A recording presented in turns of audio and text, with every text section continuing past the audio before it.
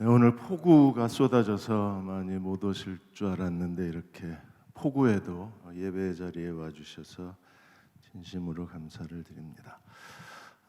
제가 지난 대형 침례교회 목회를 돌아보면서 하나님 앞에 감사 기도를 드렸었는데, 하나님께서 제게 이 교회를 지킨 것은 신실한 성도들의 믿음 때문에 대형 침례교회가 지금까지 하나님을 섬길 수 있었다고 말씀해 주셨습니다. 그래서 이렇게 비가 쏟아지는데도 예배의 자리에 나와주신 신실한 성도들의 믿음과 헌신과 충성이 있었기에 대형 침례교회가 잠시 어려웠지만 다시 극복하고 이렇게 하나님 앞에 건강한 교회로 설 수 있었다고 생각이 듭니다. 그래서 신실한 모든 분들께 하나님께 영광을 돌리고 또 여러분들로 인해서 하나님을 찬송합니다. 우리 이 시간 뒤에 계신 분, 옆에 계신 분 같이 얼굴 쳐다보시면서 잘하셨습니다, 착하고 충성된 종입니다 하고 같이 인사하겠습니다.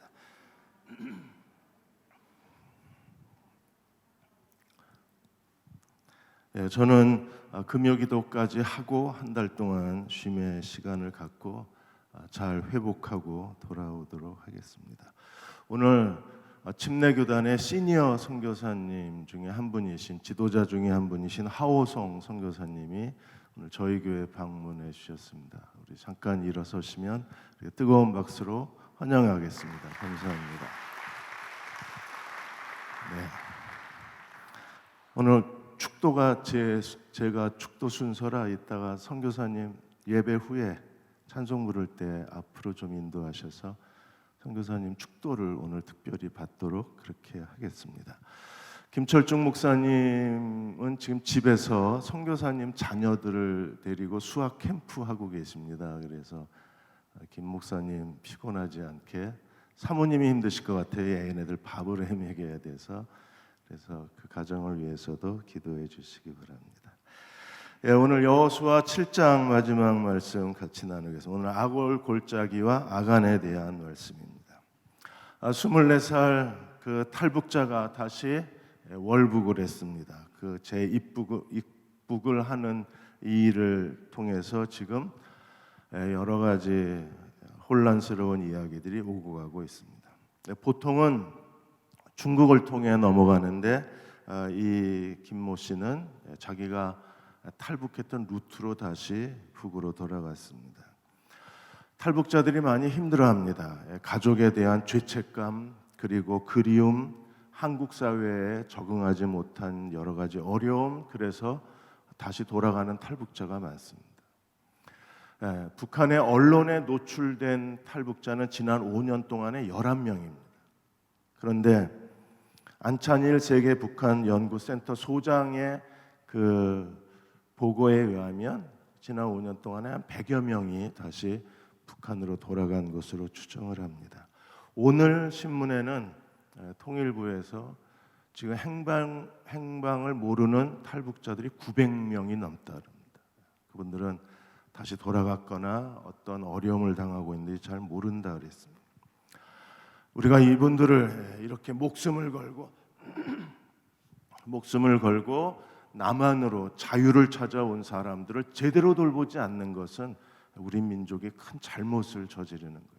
교회가, 우리 모란봉 교회의 탈북민에 대해서 우리가 좀 더 마음을 그들에게 보여주고 그들을 사랑으로 보듬지 않는다면 이건 교회가 큰 잘못을 저지르는 거예요. 이런 일이 일어나지 않도록 목숨을 바쳐서 대한민국 땅으로 자유를 찾아온 그들을 우리가 하나님의 사랑으로 보듬고 그들의 필요한 것들을 도와주고 그들을 가족처럼 함께 지내는 것이 교회가 해야 할 중요한 사명이라고 생각이 듭니다.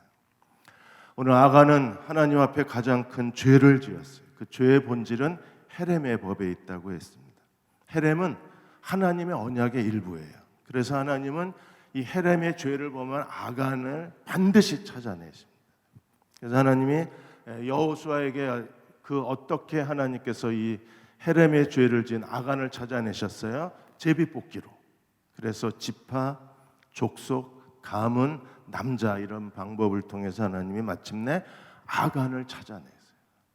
반드시 아간을 찾아내야 합니다. 왜냐하면 이 아간을 제거하지 않으면 하나님이 이스라엘과 함께 가나안 정복 전쟁을 하실 수 없어요. 그래서 반드시 아간이 제거돼야만 합니다.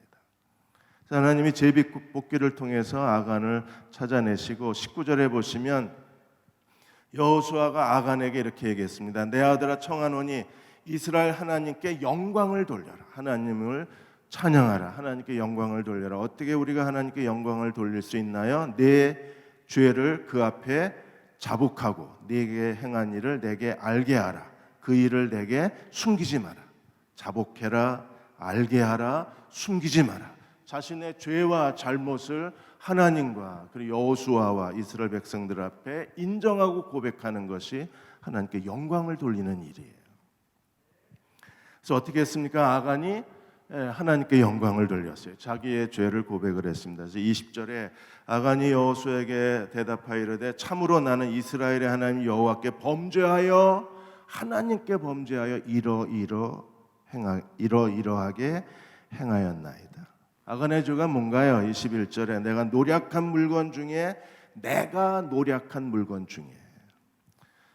아간은 근본적으로 그 여리고의 물건에 대한 인식이 잘못된 거예요. 그건 하나님이 뭐라고 그러셨어요? 내 거라고 선언하신 거. 그건 하나님 거예요.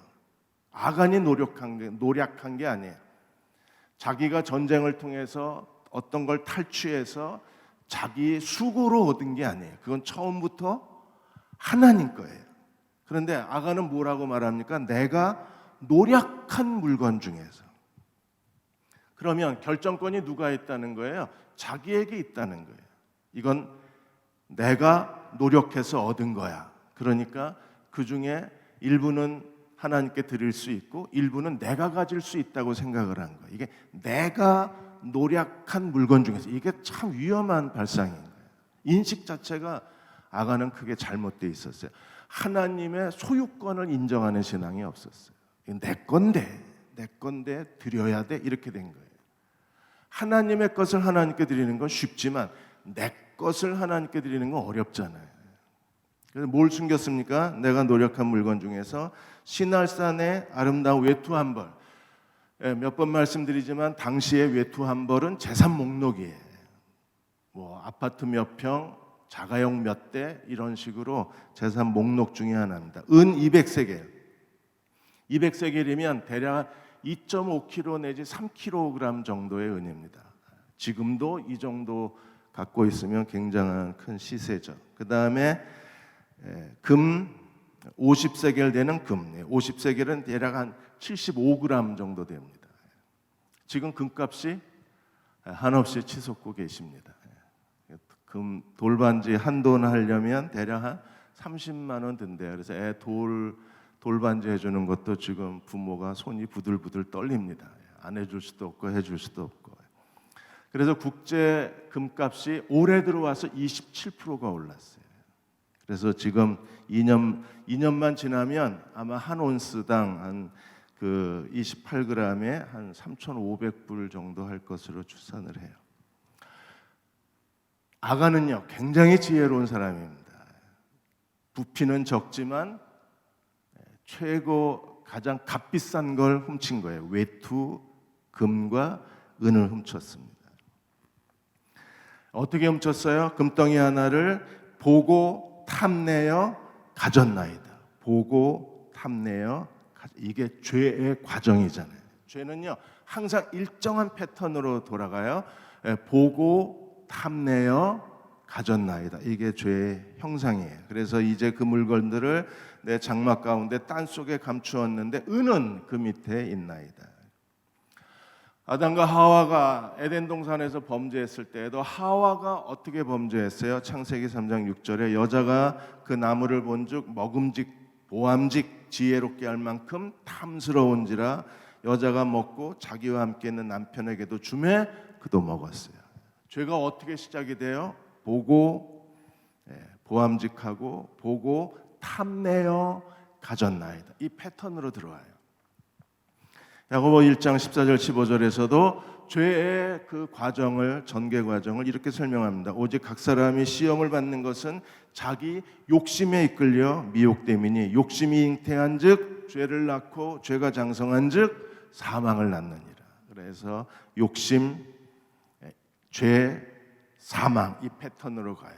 보고 탐내어 숨겼나이다.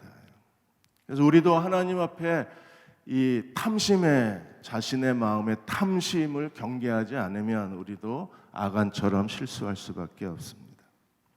잘 아시는 이야기가 있죠. 한 경건한 수도사가 그가 사막에서 계속 금욕 생활을 하고 있었는데 사탄이 이 수도사를 타락시키려고 했습니다. 그래서 한 사탄의 그 마귀가, 졸자 하나가 이 그 수도사에게 금덩어리를 보여주면서 유혹을 했지만 그러나 꿈쩍도 하지 않았습니다. 그러자 다른 마귀가 이 수도사에게 아름다운 여자를 보여주었지만 이 수도사가 움직이지도 않았습니다. 그래서 또 다른 마귀가 이 수도사에게 온갖 의심을 불어넣은 거예요. 네가 지금 금욕을 하고 있는데 금욕이 무슨 의미가 있냐? 너의 금욕을 하나님이 받으시겠느냐? 네가 금욕한다고 네 인생에 뭐가 달라지겠느냐? 그래서 금욕하고 있는 그 자체를 뿌리째 뒤흔들었어요. 그래도 이 수도사가 흔들리지 않았습니다. 그러자 사단의 지도자가 그렇게 하는 게 아니라 사람은 이렇게 해야 넘어뜨린다. 그리고 그 수도사 귀에 대고 이 마귀가 뭐라 그랬어요? 네 친구가 지금 추기경이 됐다. 한마디 하자 이 사람이 벌떡 일어나서 그따위 인간이 추기경이 되다니 이러고 사막에서 내려갔어요. 경쟁심, 탐심, 경쟁심, 열등감, 그걸 견뎌내지를 못하는 거예요. 오늘 7장을 마무리하면서 세 가지 중요한 교훈을 나누고자 합니다. 첫째로 거룩함과 진멸의 법입니다. 우리가 하나님 앞에 내가 거룩하니 너희도 거룩하라고 말씀하셨는데 누가 거룩한 사람이에요? 헤렘, 진멸의 법에 순종하는 사람이 하나님께 거룩한 사람입니다. 진멸의 법은 뭐예요? 하나님의 것을 하나님께 드리는 겁니다. 로마서 6장 19절에 바울이 이렇게 말했습니다. 너희 육신이 연약함으로 내가 사람의 예대로 말하노니 전에 너희가 너희 지체를 부정과 불법에 들여 내주어 불법에 이른 것 같이 이제는 너희 지체를 의에게 종으로 드려 거룩함에 이르라. 하나님 것을 하나님께 드리는 게 거룩이에요. 그게 헤렘의 법입니다. 민수기 28장 2절과 4절에 보시면 하나님께서 이스라엘 백성들에게 그 아침 저녁으로 드리는 상번제에 대해서 이렇게 규례를 말씀하셨어요. 이스라엘 자손에게 명령하여 그들에게 이르라. 내 헌물, 내 음식인 화제물, 내 헌물, 이건 하나님 거예요. 내 헌물, 내 음식인 화제물. 하나님은 매일 식사 뭐 하세요? 이스라엘 백성이 드리는 화제물이 하나님의 음식이라 그랬어요. 내 화제물, 내 향기로운 것은 너희가 정한 시기에 반드시 내게 바쳐라 이랬어요. 이게 거룩입니다. 이게 헤렘입니다. 그래서 3절에 그들에게 이르되 너희가 여호와께 드릴 화제는 이러하니 1년 되고 흠없는 순양, 가장 좋은 순양, 1년 되고 흠없는 순양 매일 2마리, 매일 2마리씩 하나님께 번제로 드려라. 그래서 어떻게 해요? 4절에 한 마리는 아침에, 한 마리는 저녁에 매일 1년 된 순양 2마리를 번제로 바쳐라. 그래서 제사장들이 매일 이 1년 된 그 순양 한 마리를 아침 저녁 번제로 바치면서 하나님께 대한 헌신이 무엇인가를 백성들에게 보여주는 거예요. 안티오쿠스 에피파네스가 그가 유대를 박해했을 때 제일 먼저 한 일이 뭐예요? 이 상번제, 아침 저녁 번제를 중지시킨 거예요. 하나님께 대한 헌신을 중지시킨 겁니다. 그러므로 하나님께 드려야 할, 마땅히 드려야 할 것을 드리지 않는 것, 이게 바로 헤렘의 법을 어긴 죄요. 거룩하지 못한 죄요. 하나님의 언약을 어긴 죄가 되는 거예요. 그래서 하나님 앞에 수치스러운 죄, 망령된 행실이 되는 겁니다. 아간의 죄는 하나님의 것을 하나님께 드리지 않으면 그건 도둑질한 겁니다. 그래서 하나님이 10계명 중에 제 8번째 계명이 뭐예요? 도둑질하지 말라. 10번째 계명도 도둑질하지 말라. 출애굽기 20장 17절에 내 이웃의 집을 탐내지 말라. 내 이웃의 아내나 그의 남종이나 그의 여종이나 그의 소나 그의 낙이나 무릇 내 이웃의 소유를 탐내지 말라. 이웃의 소유를 탐내지 말라. 이웃의 소유를 그 소유를 인정해주고 그 소유를 지켜주는 것이 이웃과의 서로를 존중하는 태도예요. 그래야 하나님의 언약 공동체의 질서가 유지되는 거예요. 내게 내 거고 니께 내 거면 이게 공동체 질서가 파괴되는 거잖아요. 그런 것처럼 하나님 앞에 가장 거룩한 공동체는 뭐예요? 하나님의 것을 하나님께 드리고 하나님의 소유권을 인정하고 이웃의 소유권을 인정하는 거예요. 만일에 우리가 이웃의 것을 탐내고 하나님의 것을 탐낸다면 그게 바로 아간의 죄가 되는 거예요. 하나님은 그 죄를 하나님께 망령된 행동이라고 얘기하시고 하나님의 언약을 어겼다고 얘기하시는 거예요. 남의 것을 빼앗으면 하나님과의 관계가 깨지는 겁니다. 그래서 아이성 앞에서 패배하고 이웃의 것을 훔치면 이웃과의 관계가 깨지는 거예요. 아간이 하나님의 것을 훔쳤을 때 하나님의 반응이 어땠나요? 7장 1절에 이스라엘 자손들이 온전히 바친 물건으로 말미암아 범죄하였나니, 이 범죄는 도둑질입니다. 하나님의 것을 도둑질한 거예요. 그래서 하나님이 어떻게 하셨어요? 여호와께서 이스라엘 자손들에게 진노하시니라. 진노하셨다는 것은요, 콧구멍이 벌렁거린다는 거예요. 그건 하나님의 진노의 분노의 콧김이 쏟아져 나온다는 거예요. 하나님이 아간이 하나님의 것 시날산 외투 한 벌, 금 50세겔 75g, 그리고 750g, 그리고 은 200세겔, 그거 훔쳤다고 그래서 하나님이 콧구멍이 벌렁벌렁거리는 거예요. 그리고 하나님이 거친 숨소리를 내뱉기를 시작을 했습니다. 왜냐하면 하나님의 소유를 건드렸기 때문에 그렇습니다. 오늘 우리도 이 시대에서 자신의 소유를 나누어 주는 사람이 돼야지 남의 것을 남의 소유를 건드리는 사람이 될 수가 되면 그 사람은요, 모든 사람들에게 수치거리가 될 수밖에 없는 거예요. 며칠 전에 이수영 광원산업 회장님의 그 기사가 실렸습니다. 이분이 평생 모은 재산 676억 원을 여기 카이스트에 기증을 했어요. 헌납을 했습니다. 그리고 카이스트 총장한테 한국인 중에 노벨상 수상자가 나올 수 있도록 이 돈을 가지고 학생들을 가르쳐 달라고 요청을 했어요.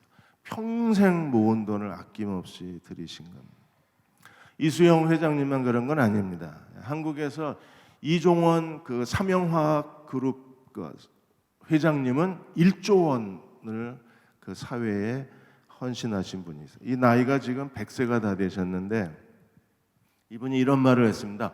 돈 버는 건 천사처럼 할 수가 없다. 그런데 돈 쓰는 건 천사처럼 할 수 있다. 그래서 재산 1억 원을 내놓고 그걸 장학재단을 만들어서 교육재단을.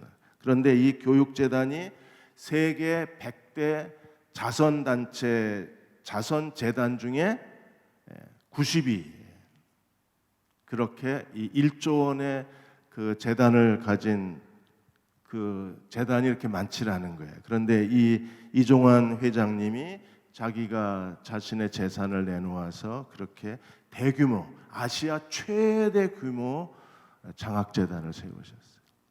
하나님이 오늘 예배드리시는 여러분들을 축복하시고 여러분들의 자식들을 축복하셔서 대흥침례교회에도 아시아 최대 장학재단을 세우게 되시기를 축원합니다.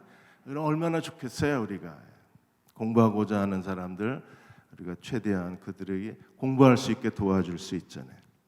그리고 한샘의 조창걸 회장도 2015년에 260만 주, 당시 4,400억의 규모의 자신의 주식을 사회에 내놨어요.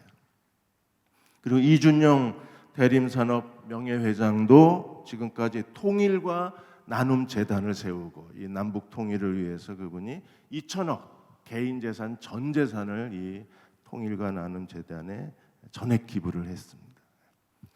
하나님께서 우리에게 복을 주시는 대로 우리가 나누면 하나님이 우리에게 더 많은 것을 더하여 주실 거예요. 그렇게 해서 하나님의 이 시대 축복의 시작, 축복의 통로로 쓰임 받으시기를 주의 이름으로 축원합니다.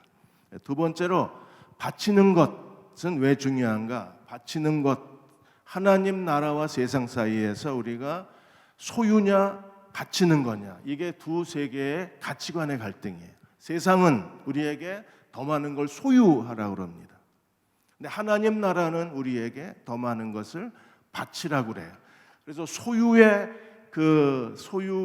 소유욕이 강한 사람들은 세속적 가치관을 가진 사람들이고, 하나님께 바치기를 즐거워하는 사람들은 하나님 나라 가치관을 가진 사람들.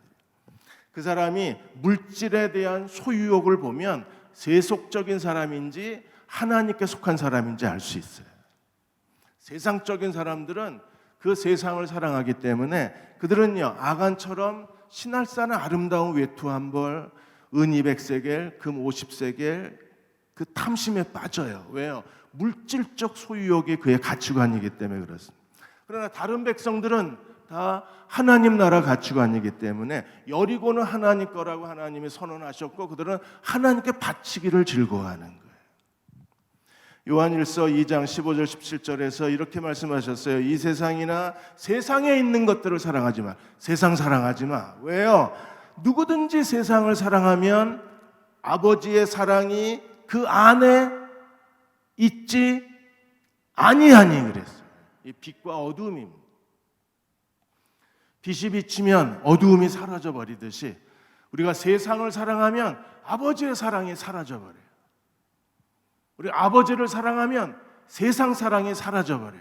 두 개가 같이 있을 수는 없어요. 아간은 세상을 사랑했어요.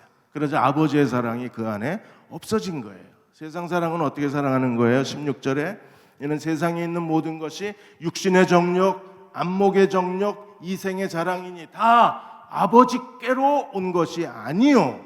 어디서 왔어요? 세상으로부터 온 거예요. 육신의 정욕, 안목의 정욕, 이생의 자랑. 아간이 어떻게 그 하나님께 바쳐진 물건을 도둑질했습니까? 보고 탐내어 숨겼나이다. 어디다 숨겼어요? 외환은행 비밀 금고에다 숨겼어요? 아니요, 자기 장막 땅 속에다 숨겨놨어요. 이 세상의 물질적 사랑은 아버지께로 온 것이 아니라 어디서 왔다고요? 세상으로부터 온 거예요. 그래서 17절에 우리는 어떻게 살아야 돼요? 세상도 정욕도 지나가되 오직 하나님의 뜻을 행하는 자는 영원히 거하느니라. 여디디아의 김슬기 형제나 오늘 예지자매나 그 아이들도 다른 젊은이들처럼 얼마든지 세상에서 더 많은 것을 즐기고 누리고 그리고 자신의 미래를 위해서 투자하고 싶을 겁니다. 그런데도 그 아이들은 기꺼이 자기 20대의 1년을 하나님께 바치는 거예요. 그게 쉬운 결정이 아닙니다.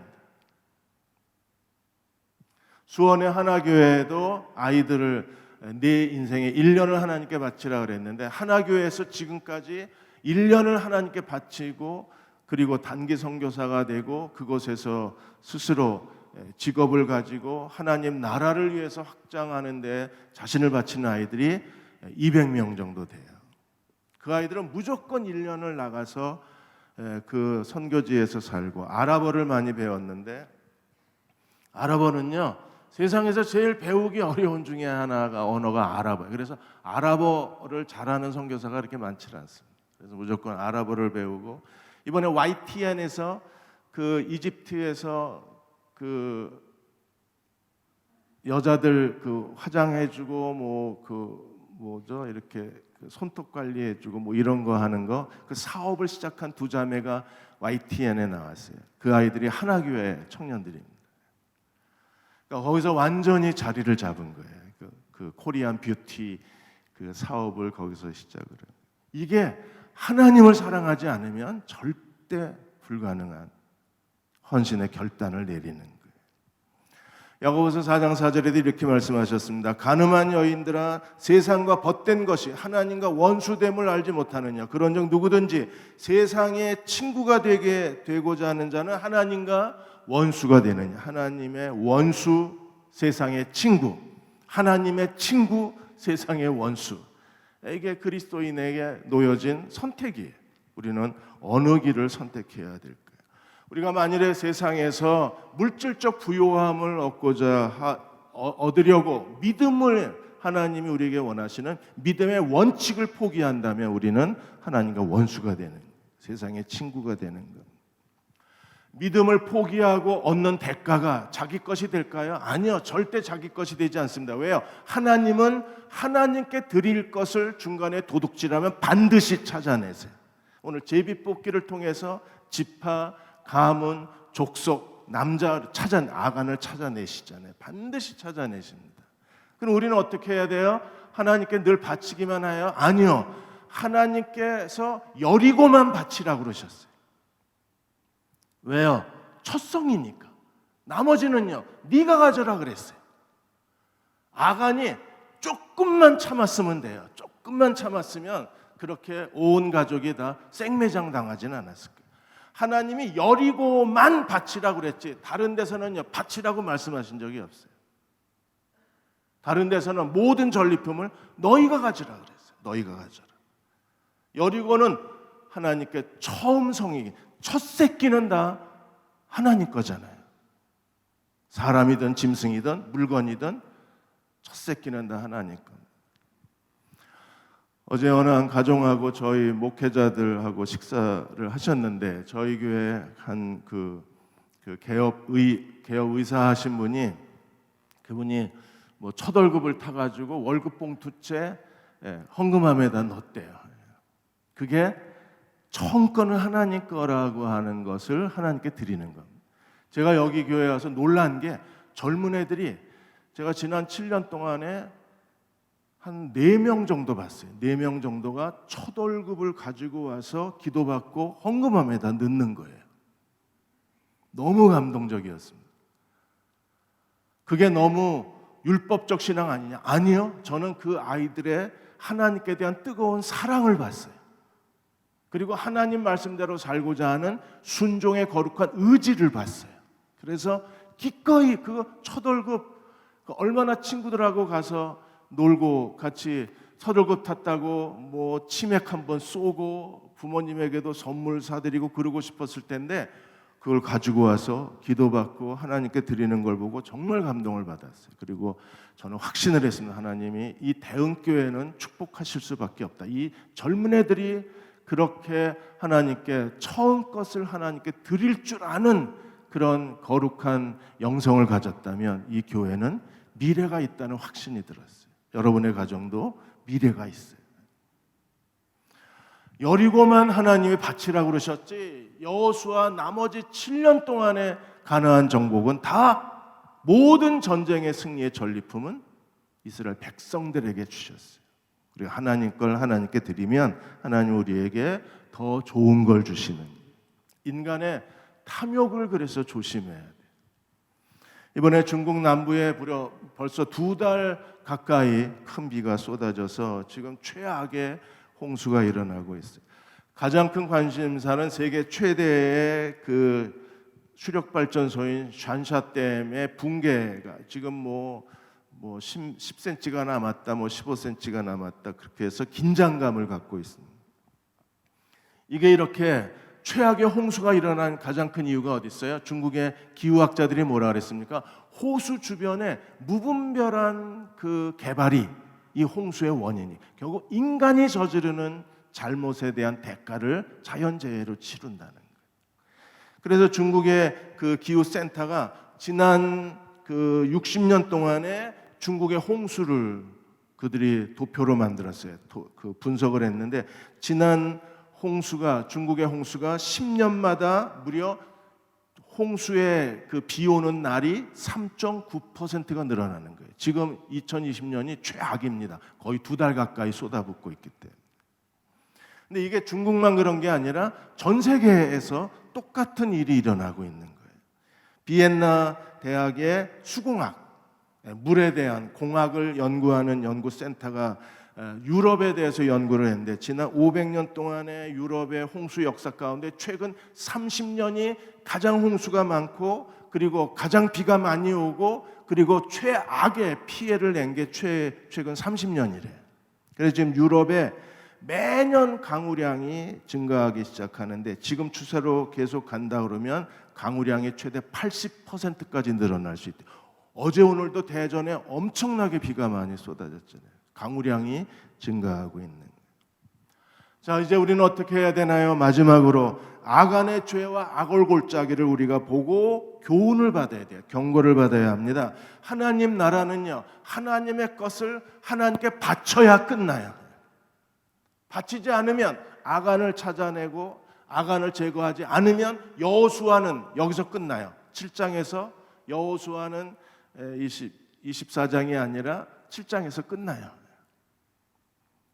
성경의 두께가 좀 작아졌을 텐데 하나님은 그러나 반드시 찾아내셔서 아간을 찾아내시고 아간을 악월골짜기로 만드셔서 하나님께 바쳐진 것을 다시 하나님께 바쳐야 끝나요. 그게 무서운 겁니다. 우리는 그래서 하나님께 바칠 것은 바쳐야 되게 시간이든 물질이든 인생이든 하나님께 바칠 것은 바쳐야 돼요. 하오성 선교사님도 하나님께 선교사로 자신을 바치고 지금까지 인도네시아 영혼들을 위해서 자신의 생애 인생 전부를 쏟아 놓으신 거예요. 제가 수원 형제 침례교회 있을 때부터 하성교사님이 인도네시아 사역에 대한 이야기를 들었거든요. 지금까지 그곳에서 그 영혼들과 하나님 나라 확장을 위해서 자신의 전생에 그분 자신의 삶이 하나님께 바쳐진 산 제물처럼 바쳐진 분이셨어요. 우리도 하나님께 우리 하나님이 달라고 요구하신 건 하나님께 전부를 드려야 돼요. 달라고 요구하신 건 드려야 돼요. 만일에 우리가 그걸 드리지 않으면 하나님은 기어이 받으세요. 기어이 그것을 하나님이 취하셔야만 돼요. 24절에 여호수아가 모든 사람과 더불어 세라의 아들 아간을 잡고 어떻게 했어요? 은과 외투와 금덩이와 아들들, 딸들, 그의 소, 그의 나귀, 그의 양들, 그의 장막, 그에게 속한 모든 것을 다 데리고 어디로 가요? 악월골짜기로. 이 아이들은 무슨 죄가 있어요? 억울하게 죽는 겁니다. 그의 아들들, 그의 딸들 가슴이 막히잖아요.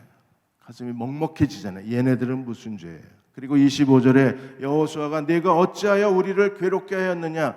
여호와께서 오늘 너를 괴롭게 하시리라. 이스라엘이 그를 돌로 치고 물건들도 돌로 치고 불살랐다 그랬어요. 신학자 헤스는 이렇게 얘기했습니다. 2번 돌로 쳤을 것이다. 한 번은 먼저 사람 아간과 그의 아들과 딸들과 소와 양과 짐승들을 물건들을 돌로 치고 그리고 불태운 다음에 한 번 더 돌로 쳐서 거기에 원추형 돌무덤을 만들어 놓았을 거다. 그걸 악월골짜기라고 그러는 거예요. 한 번 쳐서 죽고 다 불태우고 불탄 그 자리에 한 번 더 돌을 던져서 돌무더기 돌로 만든 무덤을 만들어 놓은 거예요. 볼링이라는 신학자도 이렇게 얘기했습니다. 왜 하나님이 이렇게 잔인하게 왜 하나님께서 이렇게 비참하고 잔인하게 이렇게 아간과 그의 가족들에게 하나님이 이런 일을 행하셨을까?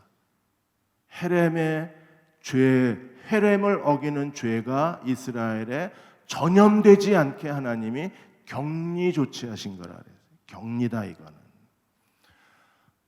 제일 먼저 한국이 코로나19 방역 국가 모범입니다. 한국이 제일 잘한 게 뭐예요? 격리 조치를 잘한 거죠.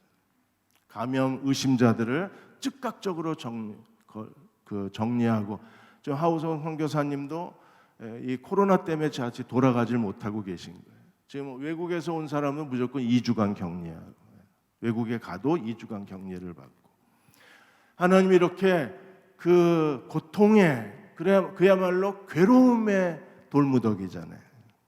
그렇게 만드신 이유는 이스라엘 백성들에게 영원히 경각심을 남겨주시기 위해서 그렇게 하셨다고 하셨어요. 그래서 26절에 돌무더기를 크게 쌓아놓고 오늘까지 있더라. 오늘까지 정말 있을까요? 아니요. 교훈을 받으라는 거예요. 모든 하나님을 섬기는 사람은 교훈을 받아야 돼요. 그렇게 아간과 그에 속한 모든 것을 하나님께 다 진멸해 다 바치고 나자 어떻게 되셨어요? 여호와께서 그 맹렬한 진노를 그치시니 드디어 헤렘이 그치신 거예요. 그리고 그곳 이름을 사람들이 뭐라고 불렀습니까? 아골골짝이라고 부른 거예요. 그리고 다시 하나님이 돌아오셨어요. 제일 중요한 게 뭐예요? 하나님이 다시 돌아오시는 하나님의 임재. 하나님이 함께 하시는 믿음의 삶을 사시기를 주의 이름으로 축원합니다. 하나님 우리와 함께 계신 걸 믿으십니까? 우리가 탐욕의 죄에서 벗어나야 돼요. 우리가 탐욕의 죄, 보고 탐내어 숨겼나이다. 탐욕의 죄를 짓지 않으려면 어떻게 해야 될까요? 기도 많이 하면 될까요? 기도 많이 하면 마음의 죄성이 없어질까요? 한국의 유명한 부흥사 한 분이 기억나시나요? 이름이 기억이 안 나는 그분이 40일 금식 기도하고 내려와서 버스를 탔는데 버스에서 너무 아름다운 미니스커트 입은 여자를 본 거예요.